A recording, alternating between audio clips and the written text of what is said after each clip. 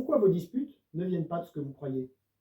Si vous êtes en couple, il y a de fortes chances que vous ayez déjà pensé le problème c'est la communication, ou si il, elle faisait un effort, ou encore on s'aime, mais on se dispute tout le temps. Et si je vous disais que dans la majorité des couples, le problème n'est ni la communication, ni la mauvaise volonté, ni le manque d'amour. Aujourd'hui, je vais vous expliquer pourquoi la plupart des couples se trompent de combat et comment ce malentendu entretient exactement ce qu'ils essayent de résoudre. Je m'appuie ici sur une approche de thérapie de couple validée scientifiquement, la thérapie comportementale intégrative de couple, qui donne en anglais IBCT.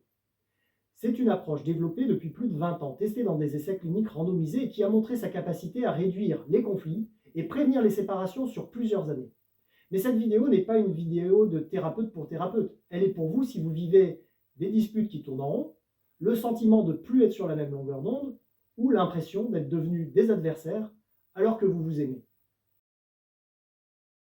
Le malentendu central, c'est que dans la majorité des couples, le raisonnement est le suivant. Si on se comprend mieux, si on communique mieux, si l'autre change un peu, ça ira. Donc on fait quoi? On explique, on insiste, on corrige, on reproche ou on se ferme. Et pourtant, plus on essaye de résoudre le problème, plus il s'aggrave. Pourquoi? Parce que vous êtes en train de traiter un faux problème.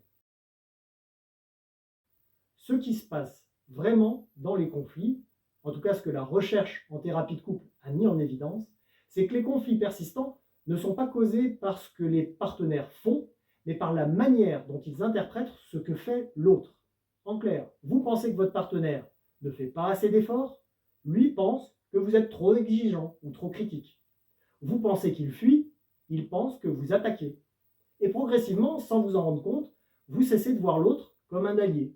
Vous commencez à le voir comme le problème, l'adversaire. Alors comment un couple amoureux finit par se voir comme des adversaires? Bien, au début d'une relation, les différences intriguent. Les réactions sont interprétées avec bienveillance. On cherche à comprendre. Mais avec le temps et les conflits qui n'ont pas été résolus correctement, chaque comportement devient une preuve. Chaque réaction confirme une hypothèse. Chaque dispute renforce une histoire intérieure. On se dit « il s'en fiche » ou bien « elle ne sera jamais satisfaite »,« je fais tout, il ou elle ne fait rien » ou ne voit rien. À ce moment-là, le conflit n'est plus un désaccord, c'est une lutte de validation personnelle. À partir de là, la plupart des couples cherchent qui a raison, veulent prouver leur point de vue, essayent de faire changer l'autre, mais chaque tentative de changement est vécue comme une critique, une attaque ou même une tentative de contrôle. Résultat, plus vous insistez, plus l'autre résiste. Plus l'autre se ferme, plus vous insistez, et le cercle se referme. Le renversement de perspective proposé par l'IBCT, c'est de changer radicalement de regard.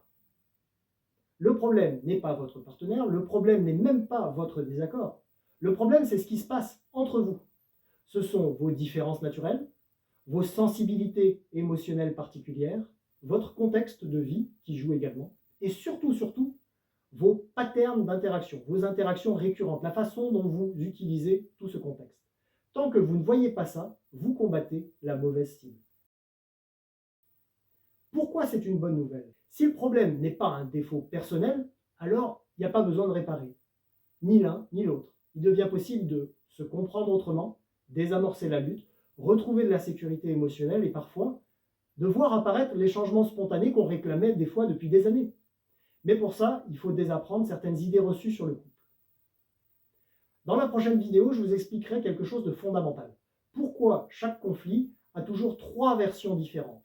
La vôtre, celle de votre partenaire et une troisième, qui change tout quand on commence à la voir parce qu'on arrive à se détacher de la situation.